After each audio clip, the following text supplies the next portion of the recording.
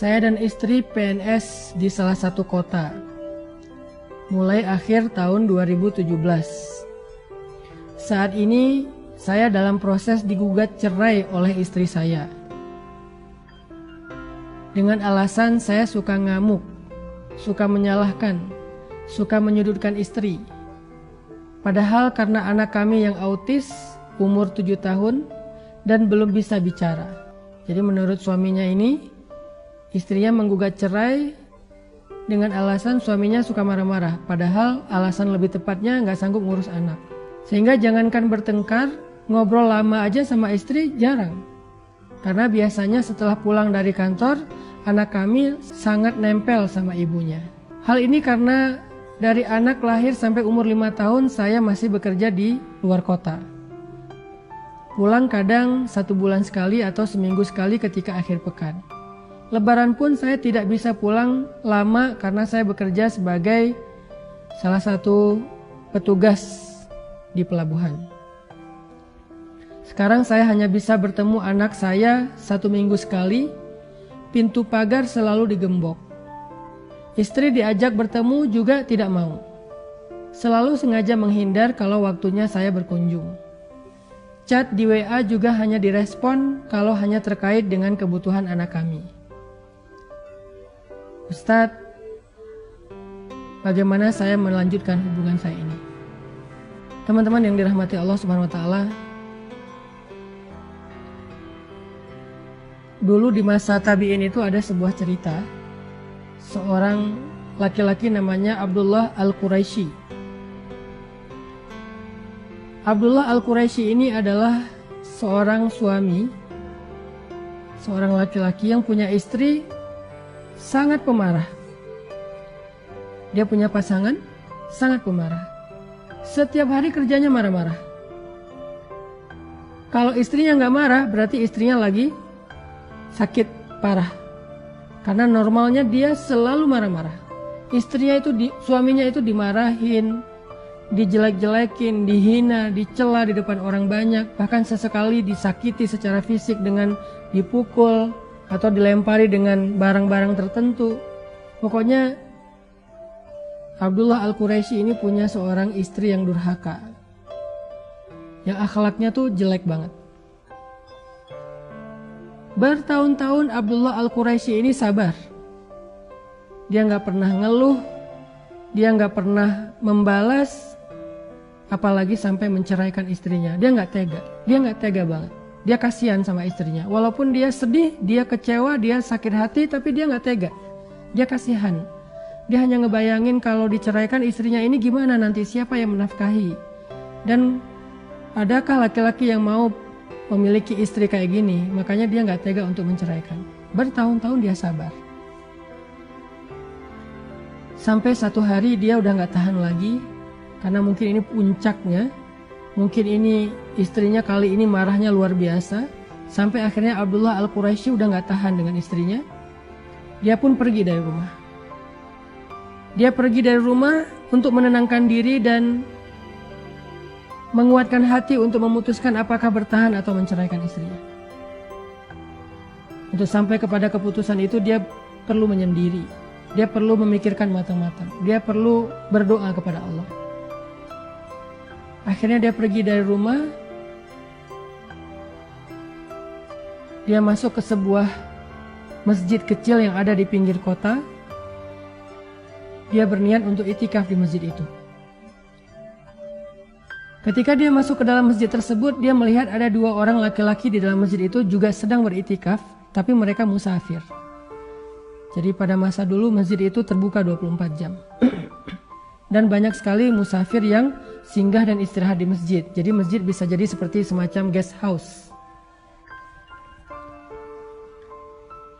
Dia masuk ke masjid itu. Dia mendapati ada 2 laki-laki sedang itikaf juga di sana. Sedang berzikir, sholat, ibadah. Maka Abdullah Al-Quraisy ikut ibadah di situ. Pada hari Senin, waktu itu mereka berpuasa. Pas sore hari menjelang waktu berbuka, 2 orang laki-laki tadi berbicara. Salah satunya bertanya, kita makan apa ya nanti berbuka? Kata temannya, saya nggak bawa makanan, persediaan makanan saya sudah habis. Kalau gitu kita berdoa aja kepada Allah agar Allah mendatangkan untuk kita makanan. Karena mereka musafir, nggak kenal siapa-siapa, akhirnya mereka berdoa kepada Allah. Setelah berdoa, tiba-tiba datanglah makanan pemberian dari tetangga masjid. 1 porsi makanan yang kemudian mereka bagi bertiga, mereka makan. Mereka kenalan, mereka bagi makanan itu, mereka makan. Lalu hari kedua berlalu, mereka juga seperti itu. Kemudian pas sore hari mereka lapar, malam hari mereka lapar, mereka berdoa, ya Allah, kami lapar belum makan seharian. Akhirnya datang lagi tetangga memberi mereka makanan 1 porsi untuk dibagi bertiga. Hari ketiga, 2 orang laki-laki tadi bilang, ini adalah giliran kamu yang berdoa kepada Abdullah Al-Quraisy. Berdoalah supaya Allah memberikan kita makanan. Di malam hari, ketika mereka udah lapar banget, Abdullah Al-Quraisy berdoa, ya Allah, beri saya makanan, beri kami makanan. Sehingga akhirnya setelah Abdullah Al-Quraisy berdoa, tiba-tiba banyak orang datang ke masjid memberi makanan. 1 persatu datang, ini makanan untuk kalian. Datang orang kedua, orang ketiga, orang keempat, terus datang memberi mereka makanan sampai akhirnya makanannya berlimpah. 2 laki-laki yang pertama tadi kaget, loh, banyak sekali makanan. Siapa orang yang soleh ini ketika dia berdoa sampai Allah memberikan rezeki yang sangat berlimpah? Akhirnya karena makanannya kebanyakan, mereka bagi-bagi lagi ke tetangga. Di malam hari, ketika mereka keesokan hari ketika mereka udah selesai sholat subuh, mereka bertanya kepada Abdullah Al-Quraisy, ya Fulan,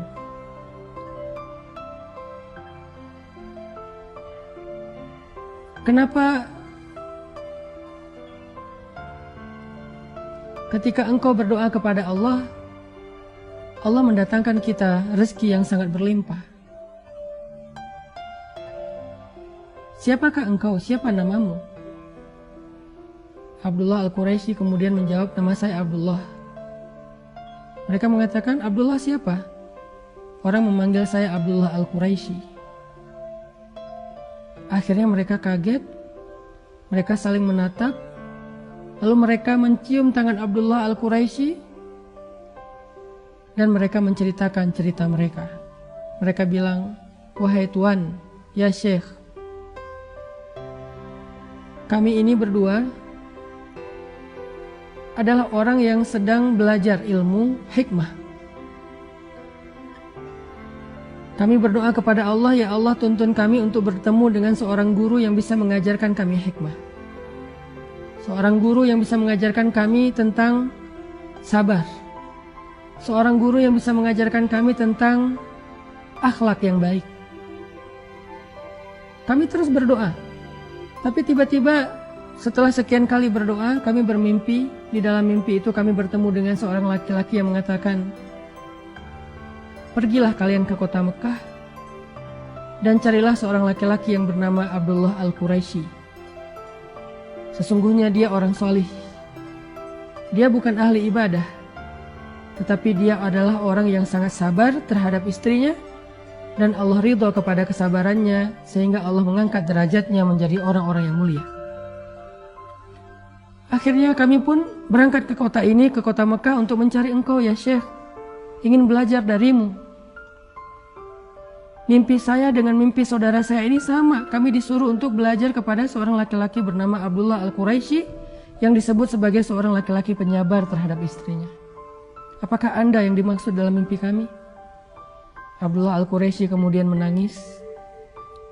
Dia merasa bahwa dia mendapatkan jawaban yang dia cari. Ketika dia hampir berputus asa terhadap istrinya, dia mendapatkan jawaban yang dia cari. Sehingga dia pulang ke rumahnya dalam keadaan gembira, dalam keadaan semangat. Dia pulang ke rumahnya mencari istrinya. Ya fulana, ya fulana, ya zaujati, ya zaujati, di mana istriku, di mana istriku? Dia mencari istrinya. Setelah beberapa hari dia tinggalkan, Ketika dia datang ke rumah, sampai di rumahnya dia melihat banyak orang berkerumun di rumahnya. Dia masuk ke dalam rumahnya, dia bertanya di mana istri saya, semua orang diam. Ketika dia sampai di dalam rumahnya, dia melihat istrinya sudah wafat. Menangis Abdullah Al-Quraisy mengetahui istrinya sudah wafat. Padahal tadi dia meninggalkan istrinya karena udah gak kuat dengan omelan istrinya. Hampir berputus asa dan ingin menceraikan istrinya. Tetapi setelah dia tahu hikmah dari kesabarannya, dia merasa beruntung punya istri yang suka ngomel, istri yang pemarah. Tetapi setelah dia sampai di rumah, dia baru tahu ternyata istrinya sudah wafat. Apa hikmah dari cerita ini, teman-teman? Hikmah dari cerita ini adalah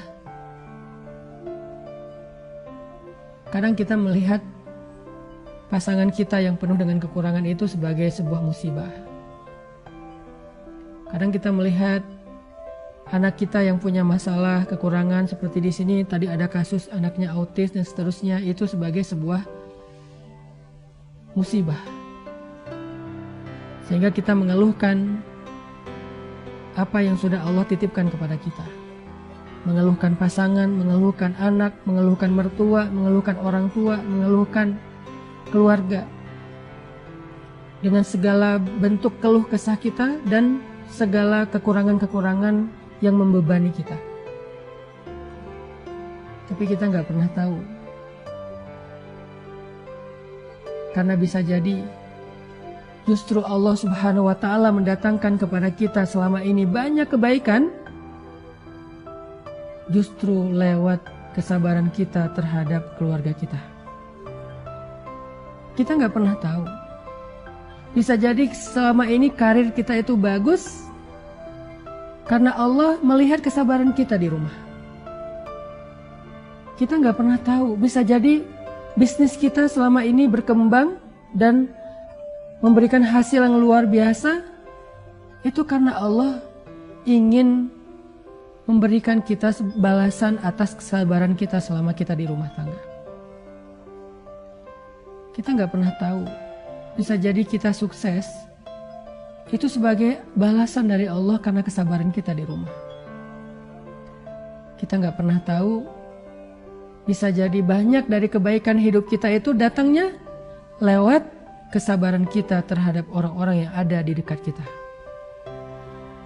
Sehingga ketika kita lari dari masalah itu, ketika kita lari berputus asa dari ujian itu, mencoba untuk mencari sesuatu yang lebih nyaman, bisa jadi Allah juga akan mencabut keberkahan dan kebaikan yang selama ini Allah berikan kepada kita. Kita nggak pernah tahu. Itulah kenapa Allah Subhanahu wa Ta'ala berfirman, fa inna ma'al usri yusra. Inna ma'al usri yusra. Sesungguhnya bersama kesulitan ada kemudahan. Bersama kesulitan ada kemudahan. Bersama istri yang suka ngomel, Allah datangkan kemuliaan. Bersama seorang anak yang punya kebutuhan khusus, Allah datangkan rezeki. Bersama suami yang pemarah, Allah datangkan kemuliaan. Seperti Allah memuliakan Asiyah karena suaminya. Kalau Asiyah tidak punya suami seperti Firaun, lalu dia bersabar atas kedurhakaan suaminya, mungkin Asiyah tidak menjadi perempuan yang istimewa. Bisa jadi Sayyidah Maryam, kalau tidak diuji dengan punya anak tanpa punya suami, lalu dihujat, dicela, dihina, dibully oleh masyarakatnya, mungkin Sayyidah Maryam tidak menjadi perempuan istimewa. Kalau Sayyidah Aisyah tidak diuji dengan sifat cemburu yang luar biasa terhadap istri-istri Nabi yang lain, mungkin Sayyidah Aisyah tidak menjadi perempuan istimewa. Sayyidah Fatimah, kalau tidak diuji dengan seorang suami yang miskin seperti Ali, udah miskin sibuk pula untuk berdakwah sehingga dia tidak memberikan nafkah yang cukup buat Fatimah.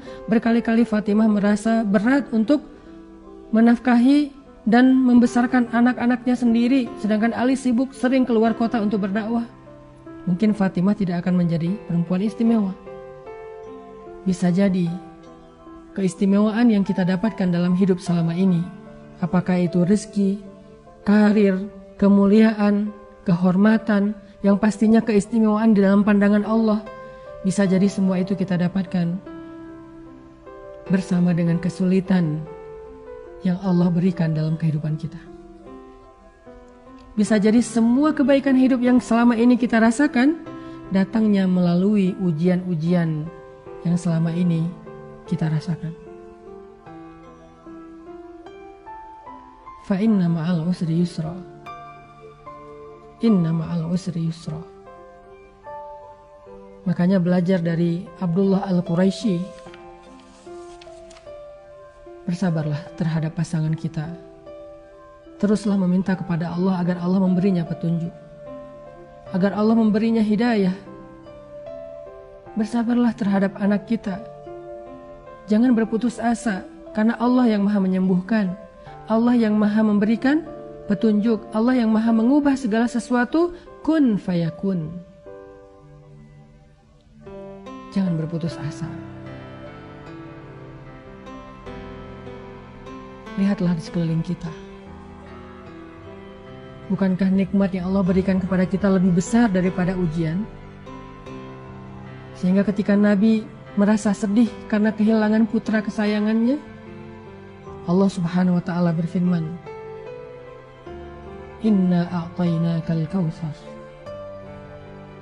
Al-Kautsar, nikmat yang sangat banyak. Allah ingin kepada Nabi, Allah ingin Nabi itu melihat nikmat yang ada di sekitar beliau, dalam kehidupan beliau jauh lebih besar, lebih banyak daripada ujian yang Allah berikan kepada beliau. Dan nikmat yang paling besar yang Allah berikan kepada beliau adalah nikmat risalah, nikmat kenabian, nikmat dijamin masuk surga, nikmat menjadi kekasih Allah satu-satunya di antara manusia, yang disandingkan namanya dengan nama Allah. Al-Kautsar.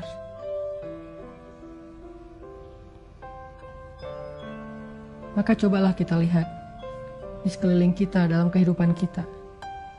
Bukankah selama ini kita mendapatkan banyak kebaikan dari Allah?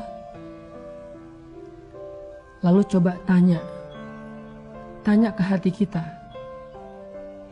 Kebaikan yang kita dapatkan itu karena alasan apa Allah berikan kepada kita? Ibadah kita sedikit. Kenapa Allah berikan kita kebaikan? Dosa-dosa kita banyak. Dosa-dosa kita di masa lalu berlimpah. Kenapa Allah masih kasih kita kebaikan? Apa alasan Allah ngasih kita kebaikan selama ini dalam hidup? Coba kita tanya. Bisa jadi jawabannya, alasan Allah memberikan kita kebaikan selama ini dalam hidup adalah karena kita masih bersabar menghadapi ujian-ujian kehidupan.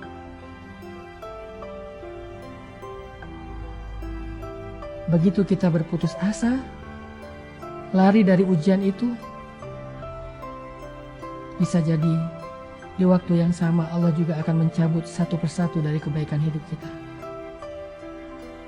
Jangan lari dari ujian Allah. Tapi berusahalah untuk mencari jalan keluar, tapi jangan lari. Jangan menghindar, jangan berputus asa.